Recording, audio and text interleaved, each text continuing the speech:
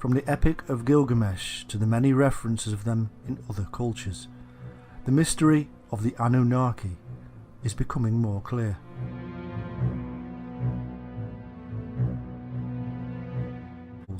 And now in our modern age, many see them as aliens visiting Earth and bringing great knowledge.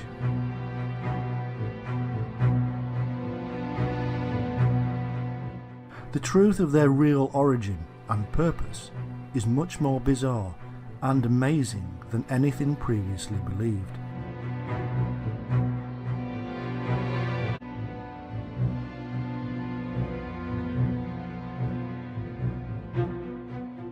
In truth, the Anunnaki are a group of ancient Mesopotamian deities. They are to be found in Sumerian, Akkadian, Babylonian and Assyrian cultures. The exact numbers, descriptions and roles all contradict each other. According to the earliest Sumerian texts, the Anunnaki were the most powerful of gods in the rich pantheon and were descended from An, the greatest of the gods.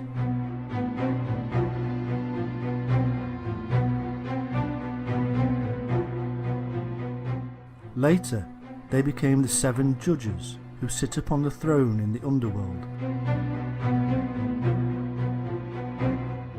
They remained this way for some time, even in the Epic of Gilgamesh.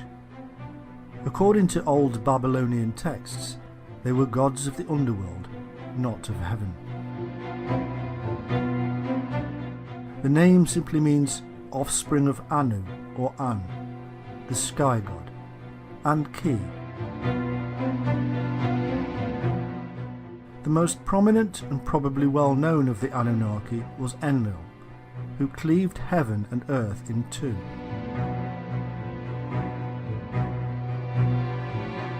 Anu decided to take the heavens and left the earth to Enlil and Ki. Ki is most likely the Sumerian version of the mother goddess, seen in cultures across the globe.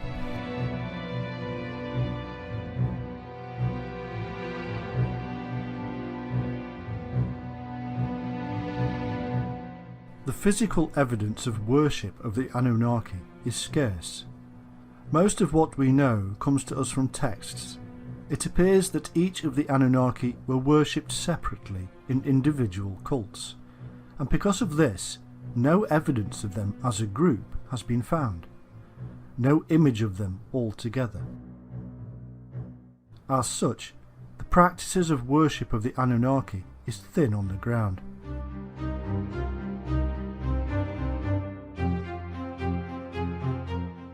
The first mention of them is to be found in the reign of Gudea of the 3rd dynasty of Ur. It is a term used to denote the most important deities of the Sumerian pantheon, the descendants of An.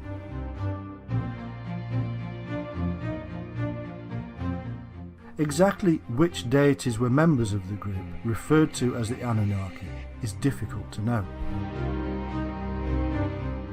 There is no complete list of them that survives. One of the texts mentions 50 or so members of them associated with the ancient city of Eridu. And yet, when we read of the descent of Inanna into the underworld, there are only 7. They are judges who condemn her to death.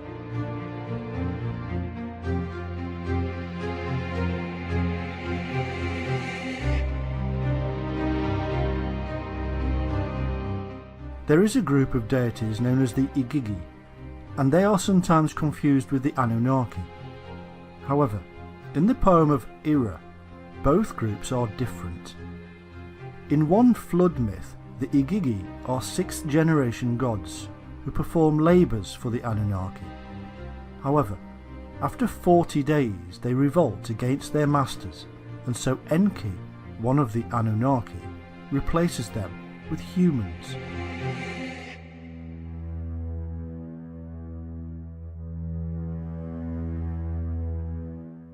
The similarities with the biblical flood and numbers are quite remarkable.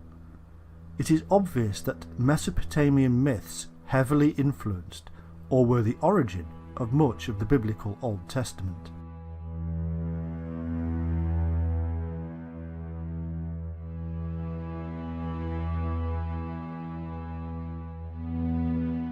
In the Babylonian creation text known as the Enuma Elish, the god Marduk divides the Anunnaki and gives them roles.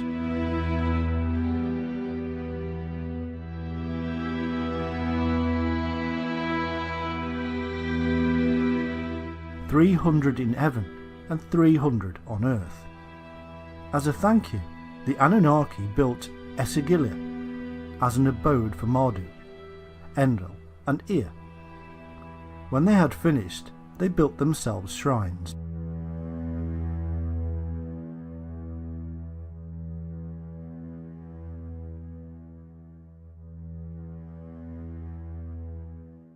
In later Assyrian texts, they were offspring of Anu and Ki, who were brother and sister, and themselves children of the gods of the celestial poles, and whose heritage stretched back to the original gods Tiamat and Abzu.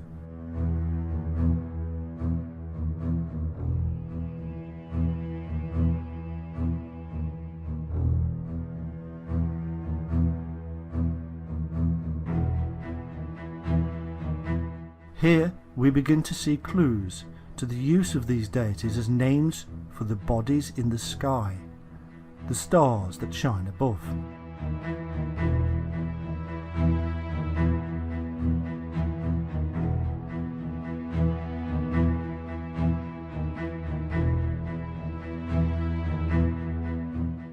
This then is the brief knowledge we have of the Anunnaki.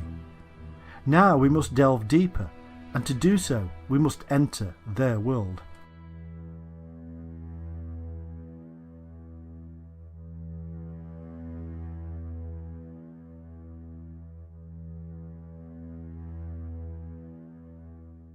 Appearing out of nowhere, and at least as early as the 5th millennium BC, the earliest known civilization, the Sumerians of Sumer in Mesopotamia, was initially a non-Semitic culture. By 3000 BC, and as a result of its sophisticated irrigated agriculture, Sumer flourished as a nation and developed a considerable power base through the development of its numerous city-states like Ur, Erech, Eridu, Lagash and Kish.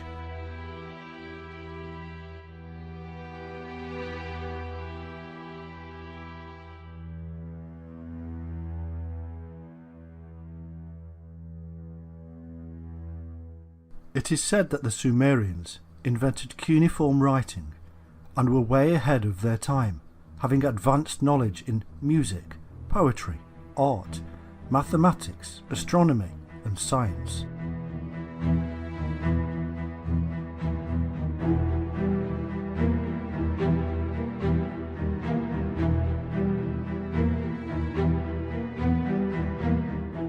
For the ancient Sumerians, music was a tool that helped them describe the cosmos. The Sumerians were later conquered by their long-term rivals, the Akkadians, under Sargon I. The Akkadians were a Semitic people, whose city Akkad was their capital.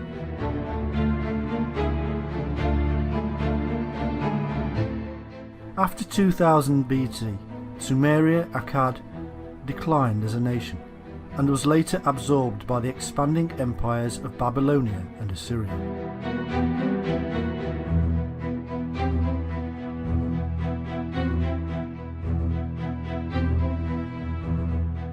In Sumerian creation myth, the angels, known as the Anunnaki, or great sons of Anu, were the founders of their culture.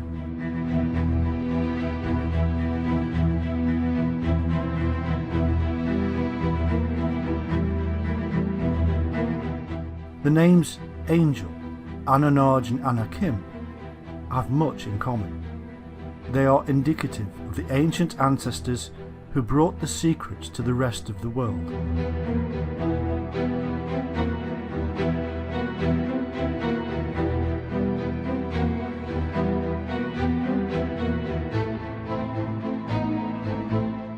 Interestingly, Anunnaki is phonetically similar to the Hebrew Anakim, the giant race who appear in the story later, and also Angakok, the shaman from Greenland to Alaska. They were known as the Shining Ones.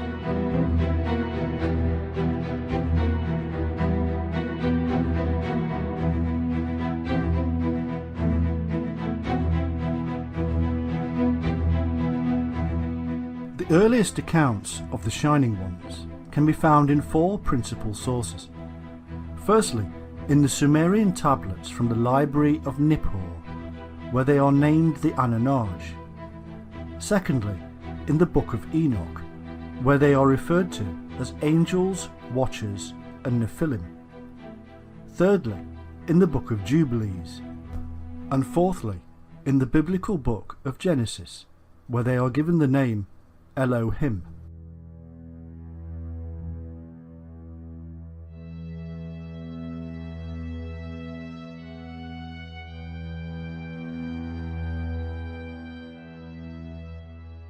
The Sumerian El is usually translated as God, but the feminine Elohim is the plural of El. In Genesis, the phrase Ah Elohim is also used, meaning the Elohim.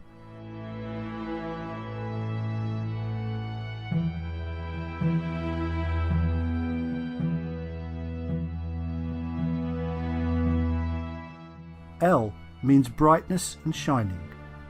Indeed, the Semitic word El is found in many ancient languages.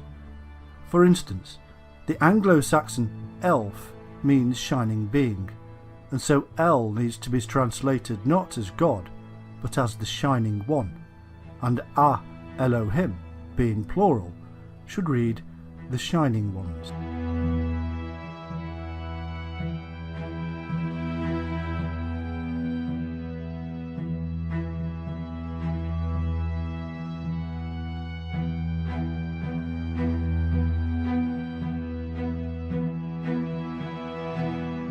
We find that this is the most commonly used term in the Old Testament for God, and indeed all other gods, as the scribes even recognised other gods at that time.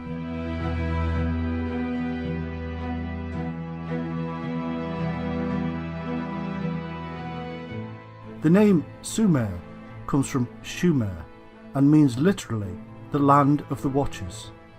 It is none other than the ancient biblical land of Shinar, which amazingly means the place of the Shining Ones.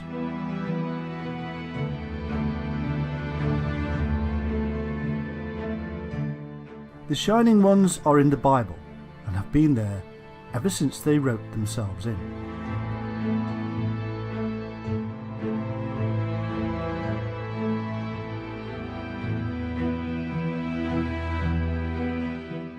Elohim is usually translated incorrectly as Lord, and if you read the Bible and replace Lord, and don't forget about the added words, with Shining Ones, you will see a remarkable difference. A reading now of how it was meant to be. We now have the shining light of knowledge spoken of in 2 Corinthians 4:6. The Lord God of the Bible is the light who gives birth to the divine spark of Christ.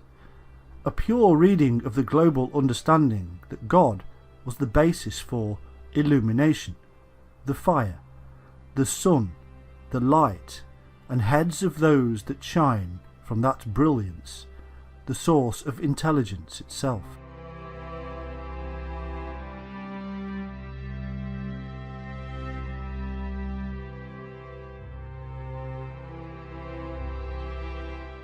Anu, or An, was the chief sky sun god, and means shining. The Anunnaki therefore means sons of the Shining One, or sons of light.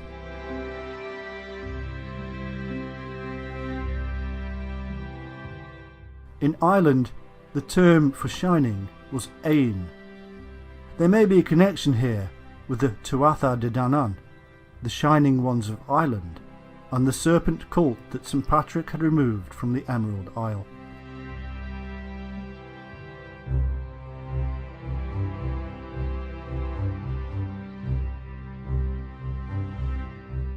Also, there is an unusual, semi-nomadic, bear-worshipping tribe in Japan, known as the Ainu.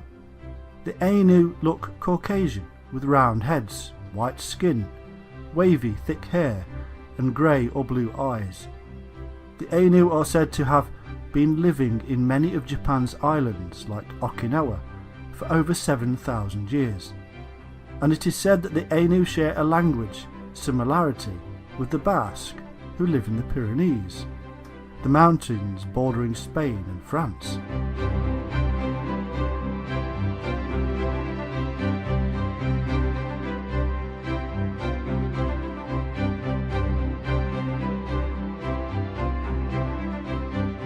Also interesting is the fact that in these Ainu regions a number of stone circles have been found with a slender, upright stone in the centre, similar to those found in the British Isles and elsewhere.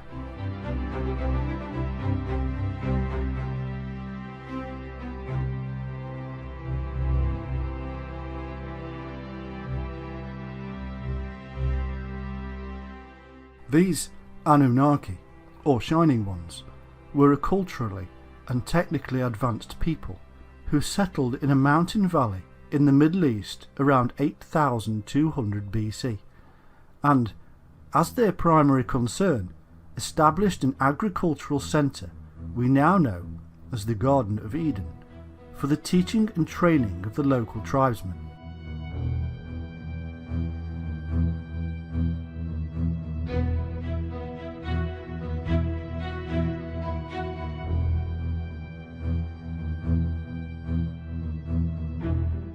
They were described as the shining countenanced lords of cultivation, elevated to gods.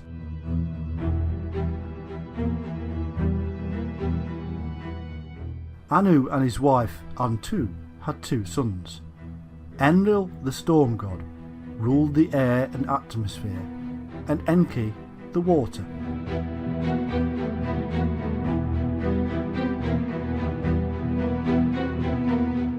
Enki is also the wise teacher known as Ea or Oannes, who led the fish beings that came from the sea, or indeed from across the sea.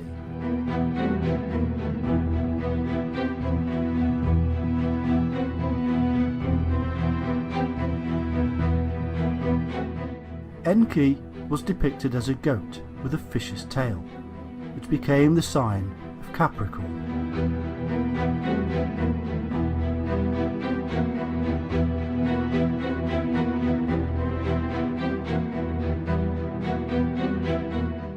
Enki or Ea's consort was Ninki or Damkina, and their children were Marduk and Nanch.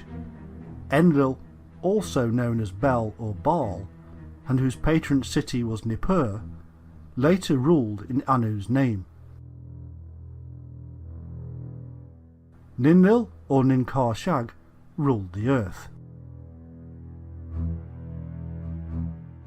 The early Sumerians described themselves as constantly nourished by the milk of Ninkar-Shag, the great Mother Moon goddess.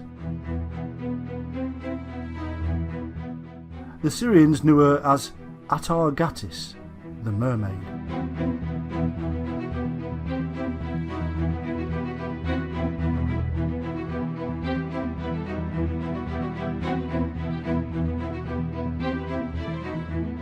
The son of Enlil and Ninlil was the war god Ninurtu, also known as Nimrod, and like Horus and as Osiris, he became associated with the star constellation of Orion.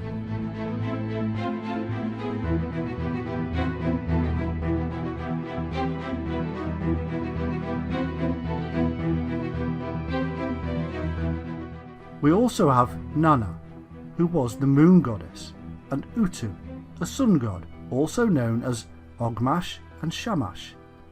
It was Shamash who later given the 29 laws to King Hammurabi.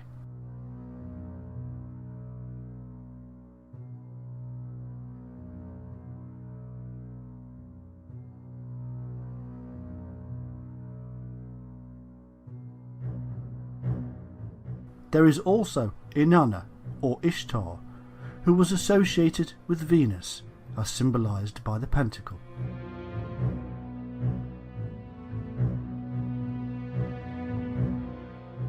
The texts that we have on the Sumerian deities vary. In fact, they evolve over time, losing some of their historicity as the story develops, making it more and more difficult to see the origins.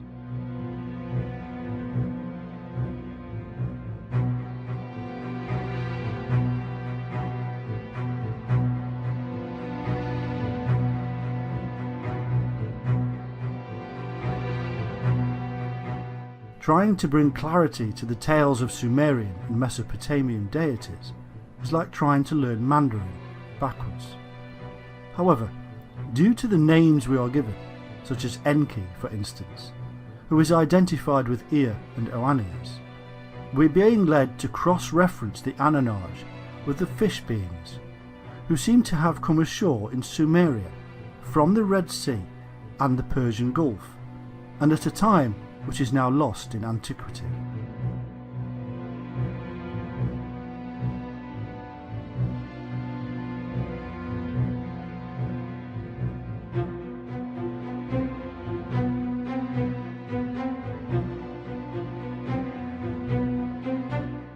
Indeed, we find that both are the same people, and that the fish beings are also the Anunnaki Shining Ones, the gods of Sumeria, and the Elohim of the Bible.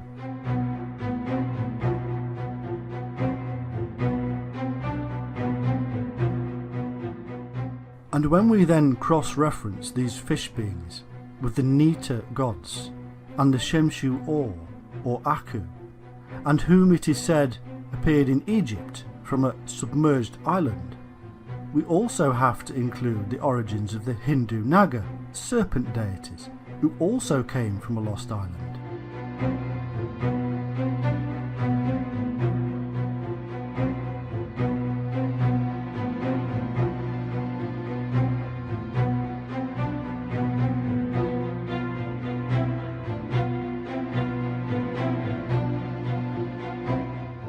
It can easily be concluded that the Shining Ones of Sumeria, Egypt and India were really incoming people from a lost or destroyed land.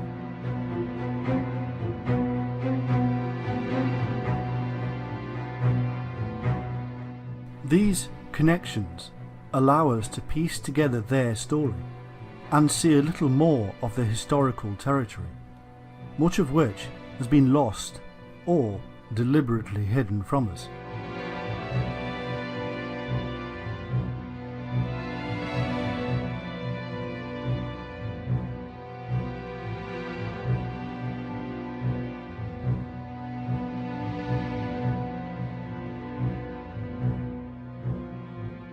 We can see then that these Shining Ones, who later became worshipped as the Sumerian pantheon of gods and goddesses, seem to have been a dynastic ruling family or clan. Anu, the chief authority, became the universal father god, as a pictograph from his founded city of Uruk, dated to 3000 BC, depicts.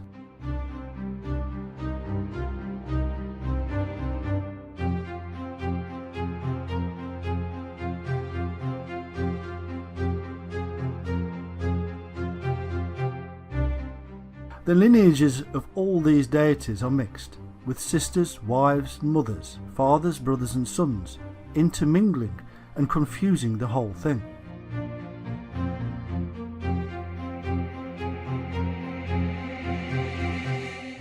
Considering the many thousands of years between the composition of these texts and the actual existence of these peculiar peoples or beliefs, this is no surprise.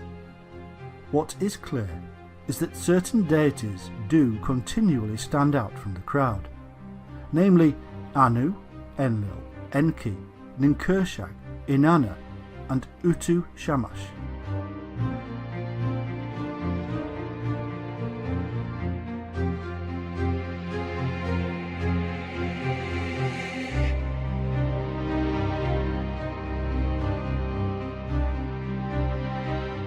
And that the form and structure of these deities would go on to spawn Egyptian, Greek and Roman pantheons for centuries, if not thousands of years.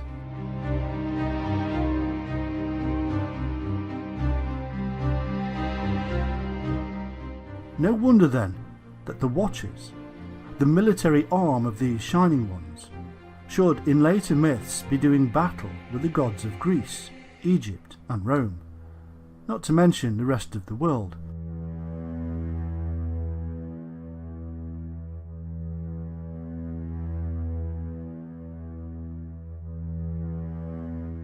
Just as the fallen insurgent Nephilim or Watchers do battle with their own ruling family of Shining Ones in the Bible.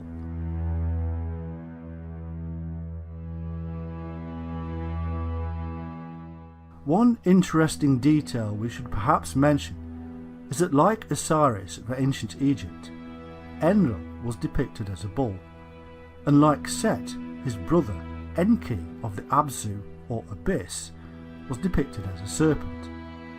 Interestingly, because the people of Atlantis were supposed to have worshipped the bull, which is a remarkable coincidence, taking into account the association with deities have with the biblical deluge.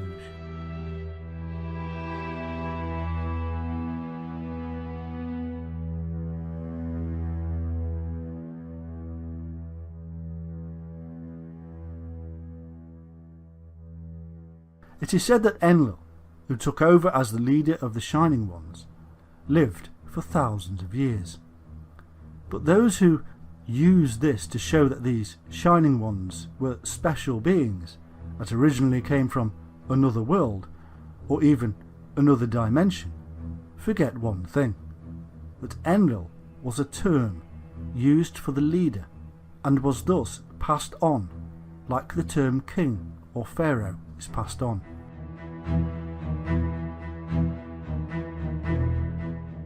It was also the title of the sun, which of course would seem to be eternal.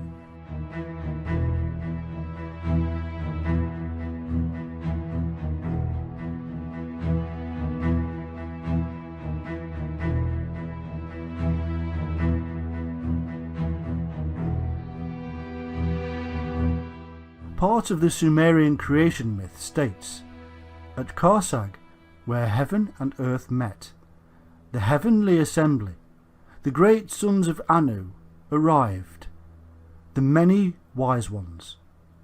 The Anunnaki seem to have arrived from another land across the sea. They brought with them special knowledge, unknown to the previous inhabitants.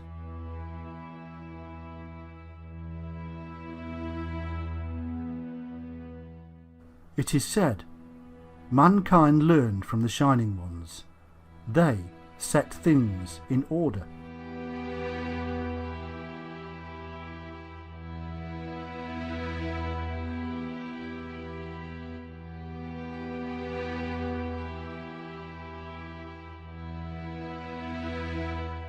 We could ask why they felt they had to set things in order.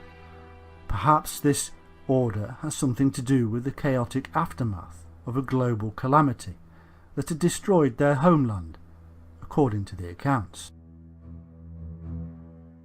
A flood, for instance, that appears in myths across the world.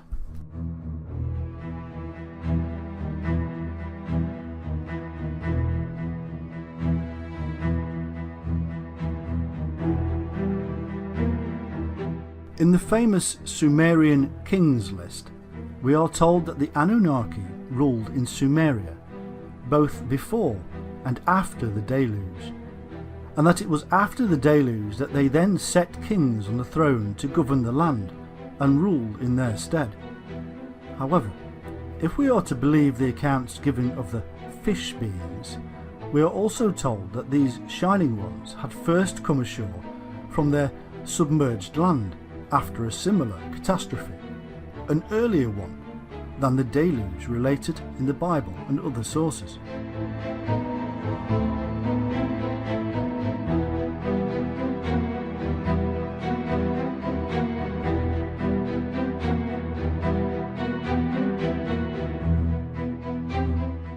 Could these great global flood disasters in fact be bringing together tales of a much earlier flood, and so scientists are searching for the wrong period? It's possible that the Shining Ones knew when these catastrophic events were going to happen and had predicted the deluge, hence Noah being warned to prepare for the event.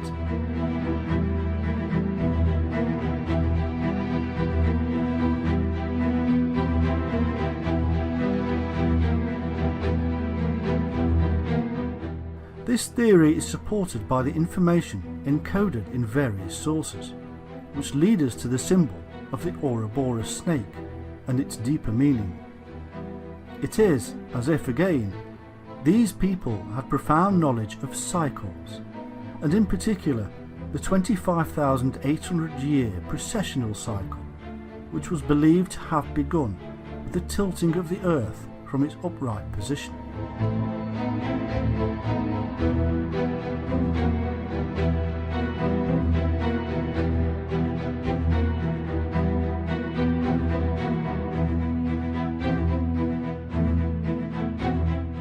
It would appear that it was believed that these recurring catastrophes were linked to the beginning and end point of the precessional cycle, linked to the very event that caused the Earth to incline in the first place.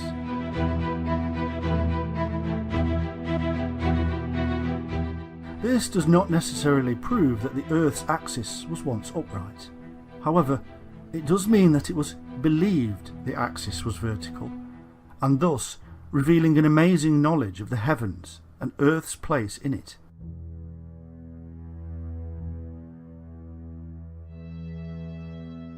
There is evidence that the ecliptic centre was the abode of the Father God, as this was actually named Anu, as well as the Eye of Ra by the ancient Egyptians.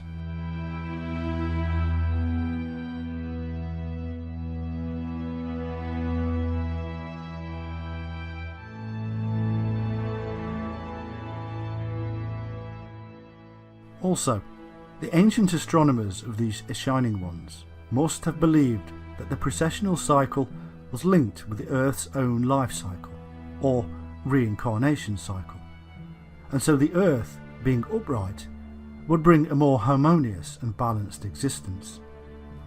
No more global catastrophes, and no birth, death, rebirth cycle. In other words, the Earth, like the spiritual man who seeks to come off and out of the reincarnational cycle, and all cycles for that matter, would have been seen to be in the perfect position and the perfect spiritual condition.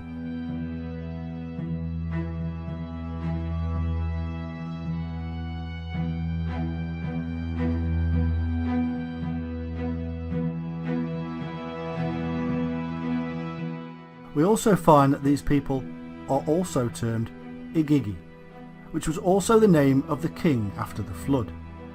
The Igigi in certain texts seem to do the work of the Anunnaki, whereas in others they are equal and spoken of in the same breath.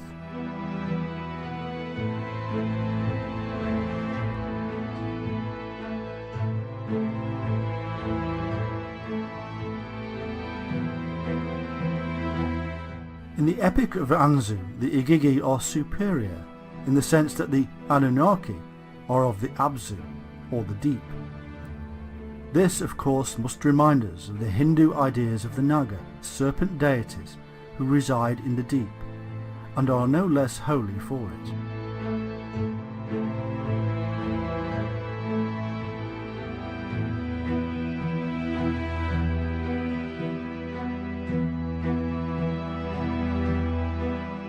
In the Sumerian account, Ninlil, or Ninkarsag, Lady of Karsag, the wife of the leader Enlil, asked the Council of Seven to create her in Eden.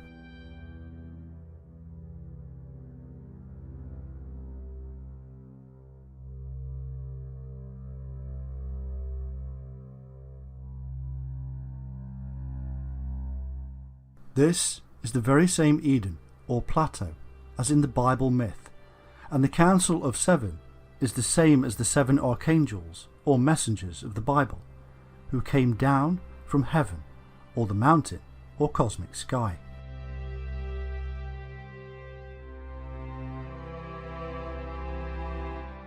Sumerians referred to Eden as the abode of the righteous ones.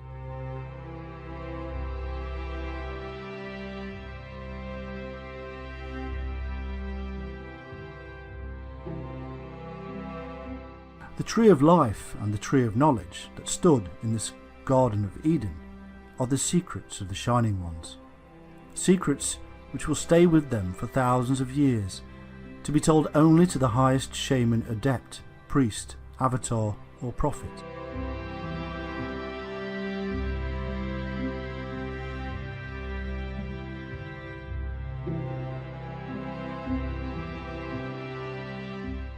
In their dreamlike trances, the shamans saw and experienced the tree which took them to heaven, and which later became the tree of life in the Hebrew Kabbalah system. And, as if reflecting the 7 chakra levels of the human spinal column, and the processes involved with one's own access to the knowledge within, the Sumerians built their towers or ziggurats with 7 levels, as attempts to build closer to heaven, to be like the mountains, and link them with the earth, as in the dream of Jacob's ladder.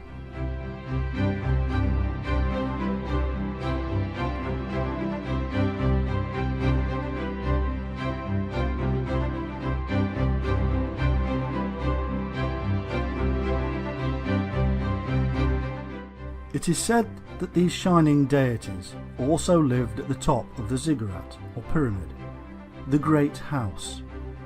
We now know what the ladder and these temples really stand for symbolically, but was Jacob's ladder a similar construction somewhere in the Near East?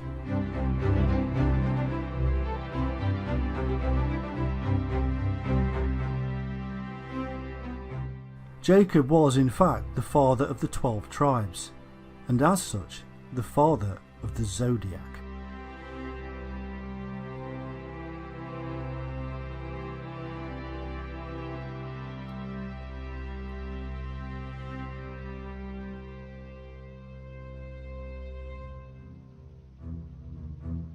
Reuben, Jacob's first son, was Aquarius, hence the reason he was unstable as water. Simeon and Levi were the brothers, and hence Gemini. Judah is the lion, and Zebulun is Libra, the ship. Gad is Pisces, in that it is a reversal of the fish serpent god Dag, associated with Dagon, Oannes, Ea and Henki. Dan was of the tribe of serpents, an adder in the path, who falleth backward into the winter solstice, which means is Capricorn. This is the same as the later Daniel, again the shining serpent Capricorn who traverses the heavens.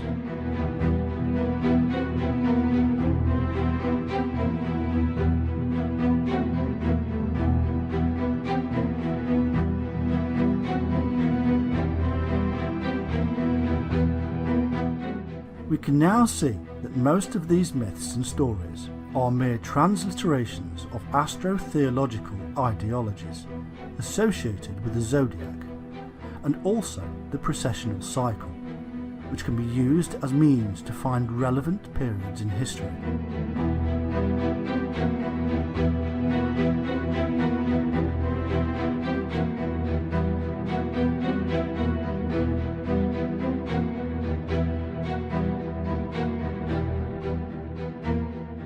The precessional cycle is intimately tied in with our own life cycle, and so we find that many of these epithets given to individuals in history who may or may not have existed are really part of a code.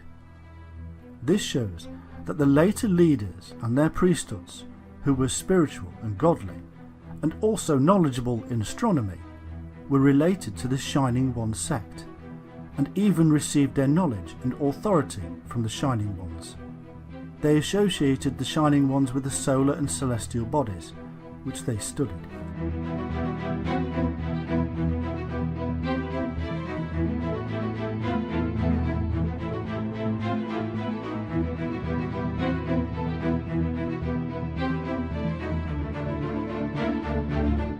The 7 Shining Ones, or 7 sages of different cultures, later became the gods, in men, incarnated as man, only then to be reunited with the Father God after death. This is basically the Christian myth. It is the celestial bodies being written down in human form, a pantheon of 7 and corresponding with the 7 planets in the heavens.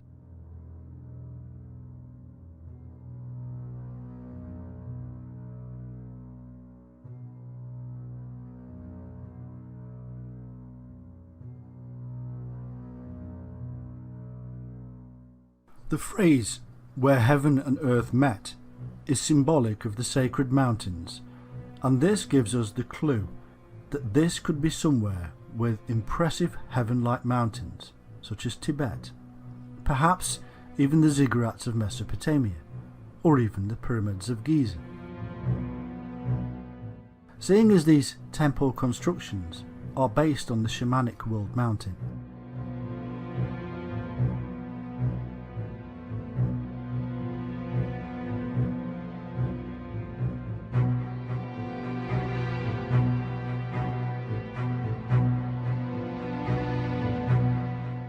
we can see then that many of the details included in the stories related to the activities of these Shining Ones are really based on these astro-theological movements, which they understood to a great degree, and have been encoded in these myths and stories as a means to preserve this knowledge and also convey this process to those who could understand it.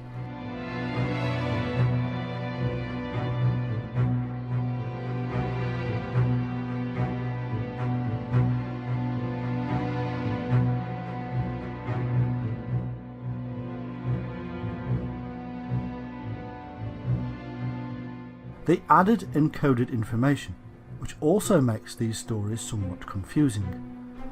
The story of the Anunnaki is therefore not one just in the remit of Mesopotamia. It is in fact a universal system, observed in the sky, and this is why similarities can be found across the world in ancient cultures.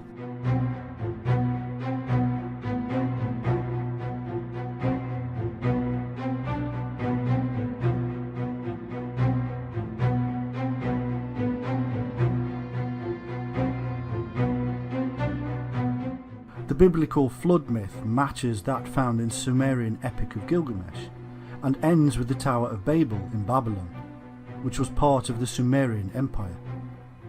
This shows that the secret knowledge associated with the Shining Ones ended up, and at that time, in Babylon, and then moved on from there.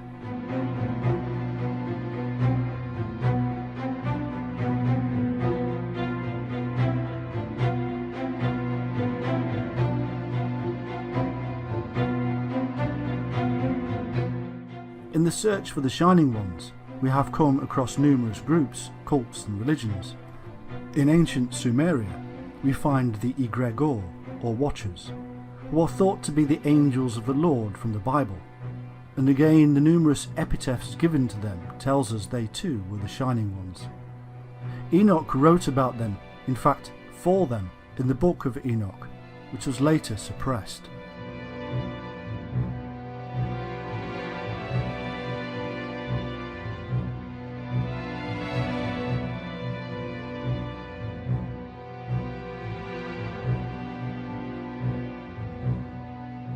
In the Bible and the Book of Enoch, these Shining Ones are called angels, archangels, or cherubim.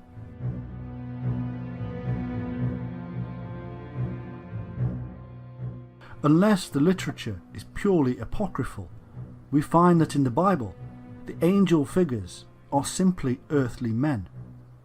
In the Bible, we do not find angels with wings. There are no original stories of them being supernatural. They are, in fact, quite ordinary. It is always Gabriel, meaning man of God, who informs the people of a coming childbirth. Was he the shaman, the doctor?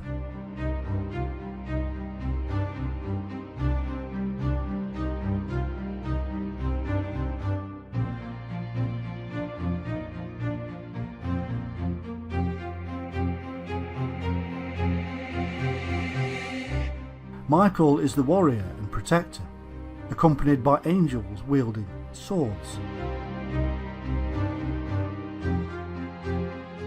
Each and every one of them has their own specific duty, an earthly duty.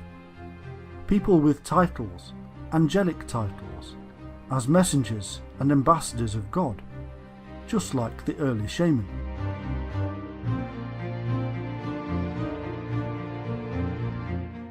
The title cherubim means exiles, and could be an indication of the origins of the angels. Maybe they were ordered to leave somewhere for not conforming.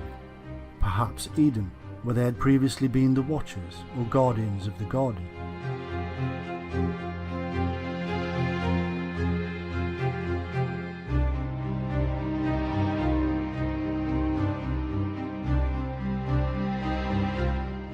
In Genesis 4:16, the land of Nod is symbolic also of the people of Israel, as Nod means wandering. It is not much of an extrapolation to assume that the priesthood were also wanderers.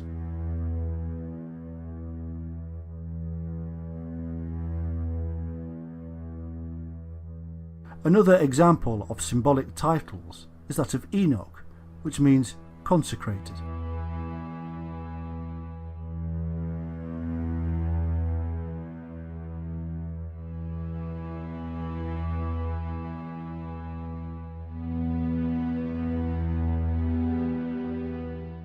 When Cain and his wife bore Enoch and built a city called Enoch, we have the people of Cain being consecrated before God. Enoch, the consecrated one, would later write up the history of these fallen wanderers who spread across the globe as the great shining ones, teaching, measuring and building the world's most mysterious ancient monuments.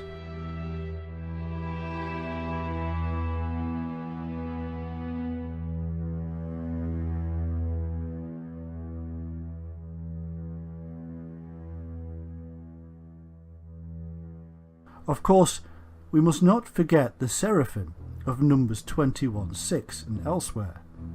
These are not mystical beings. They have hands, a face, legs, but they do have powers from God, because they are in the light, and they have the symbolic wings of the early shaman, the bird of flight, the dreamtime trance ability to fly.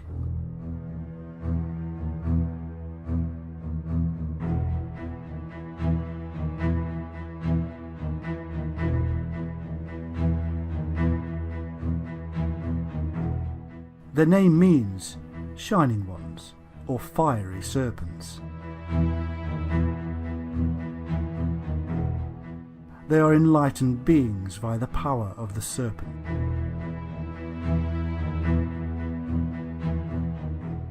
Mystical Jewish literature tells us that the angels can fly, tell the future, shapeshift, speak Hebrew, and are emanations of the divine shining light.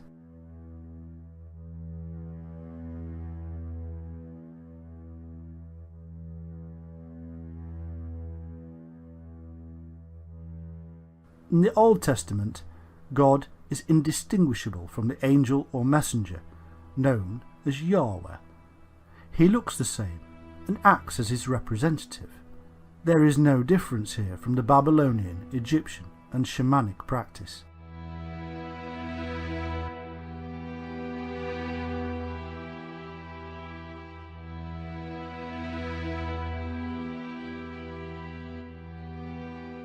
In the New Testament, the angels actually take part in the judgment at the end times.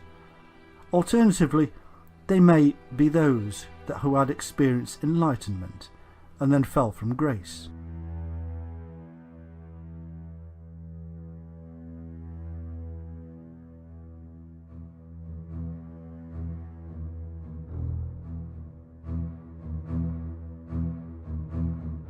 we are told that the Nephilim, or Watchers, began to mix with the indigenous people. These were the angels who seem to have been the military arm of these Shining Ones, and who were initially employed to guard the Garden of Eden.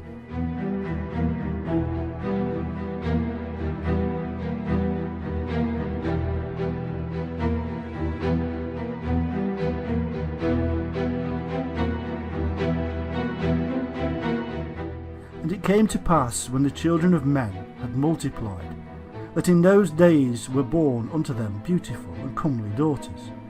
And the angels, the children of heaven, saw and lusted after them, and said to one another, Come, let us choose us wives from among the children of men, and beget us children. And Semjaza, who was their leader, said unto them, I fear ye will not indeed agree to do this deed, and I alone shall have to pay the penalty of a great sin. And they all answered him and said, Let us all swear an oath, and all bind ourselves by mutual imprecations, not to abandon this plan, but to do this thing. Then swear they all together, and bound themselves by mutual imprecations upon it.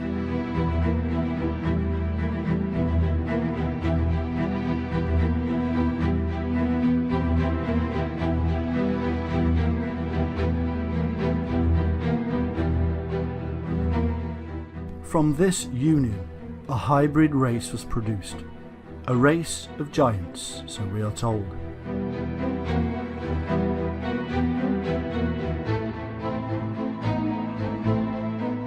And all the others together with them took unto them wives, and each chose for himself one. And they began to go into them, and to defile themselves with them. And they taught them charms and enchantments, and the cutting of roots, and made them acquainted with plants.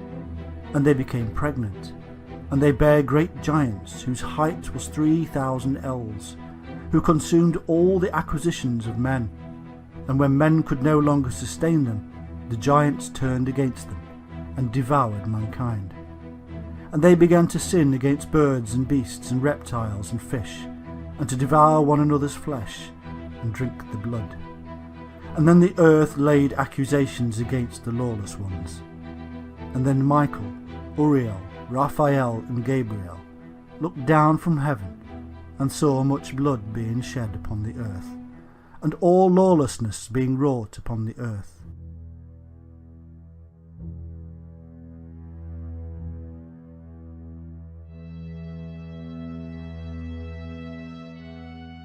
These insurgents also passed on knowledge, and taught them combat and how to make weapons.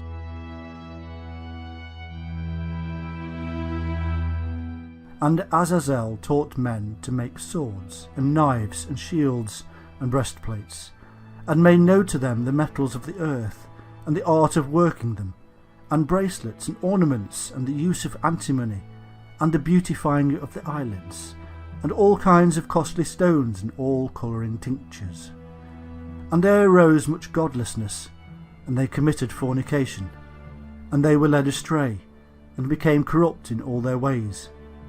Semjaza taught enchantments and root cuttings, Armoros the resolving of enchantments, Barachgal taught astrology, Kokabel the constellations, Ezequiel the knowledge of the clouds, Araquiel the signs of the earth, Shamshiel the signs of the sun, and Sariel the course of the moon.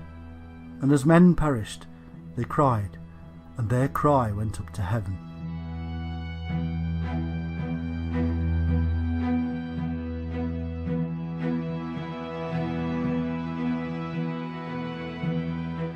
And all this was seen as a violation against a set of laws laid down by the Shining Ones, who were possessive of their knowledge.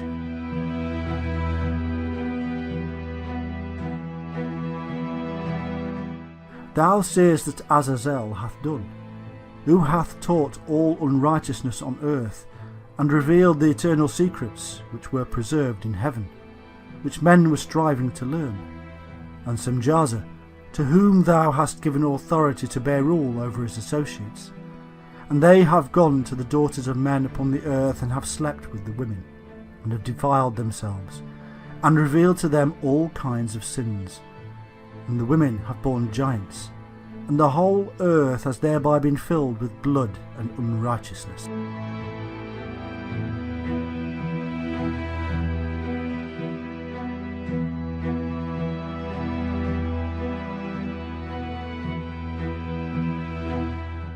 Enoch, a scribe, who was taught by the Shining Ones, was then employed as a messenger or intermediary between the Shining Ones and these fallen ones, who had decided to abandon their divinity to live amongst the tribes of man.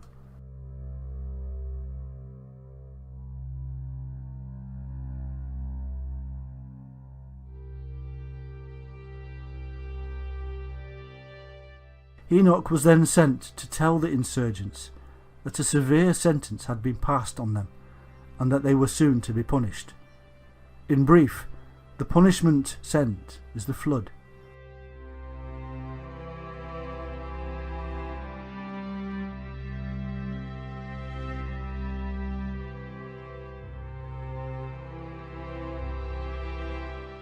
It is as if the Shining Ones wanted to wash away the sins of the earth that had been created by their own kind, the fallen ones.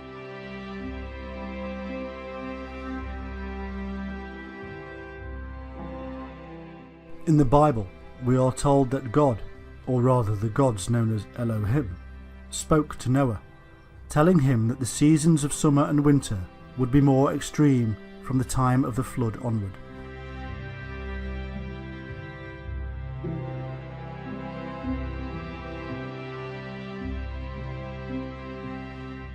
This both supports and is supported in turn by the book of Enoch, which states how, in those days Noah saw that the earth had sunk down, and that destruction was nigh. And he said, "Tell me, what is transacting upon the earth? For the earth labours and is violently shaken."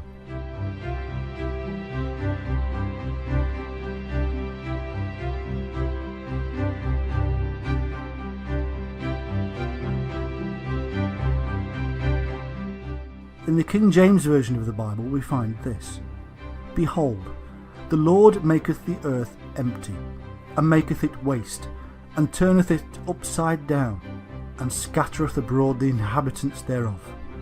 The earth shall reel to and fro like a drunkard."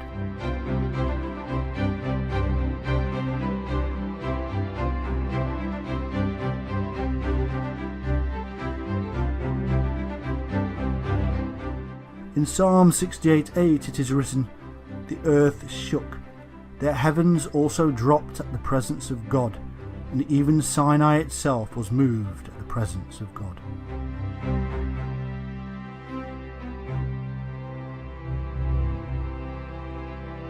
The heavens dropping would mean that to the observers in the Sinai region, the earth beneath their feet was tipping relatively upward and northward. In his written book, Timaeus and Critias, Plato describes an awful catastrophe in which the earth moved forwards and backwards, and again to right and left, and upwards and downwards, wandering every way in all 6 directions. But as many scholars and researchers have now acknowledged, the God of the Bible and his angels are said to be the Sumerian Anu and his sons and entourage, the Anunnaki or Shining Ones, who are reported to have landed in Mesopotamia and there created the Garden of Eden. And so we must now draw a conclusion. When we first started out in this task of discovering the Anunnaki, we found a complex and mystifying series of tales that seemed to make little sense.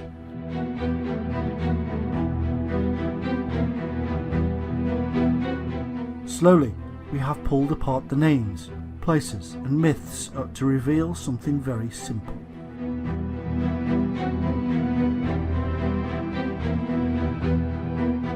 Many thousands of years ago, something catastrophic occurred, and a highly knowledgeable and wise people fled.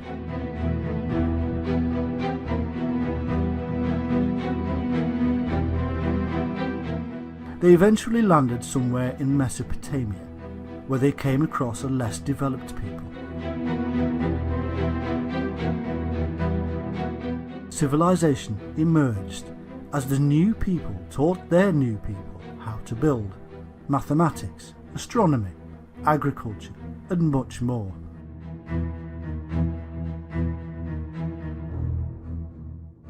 Their wisdom was so great that later generations would call them gods and angels.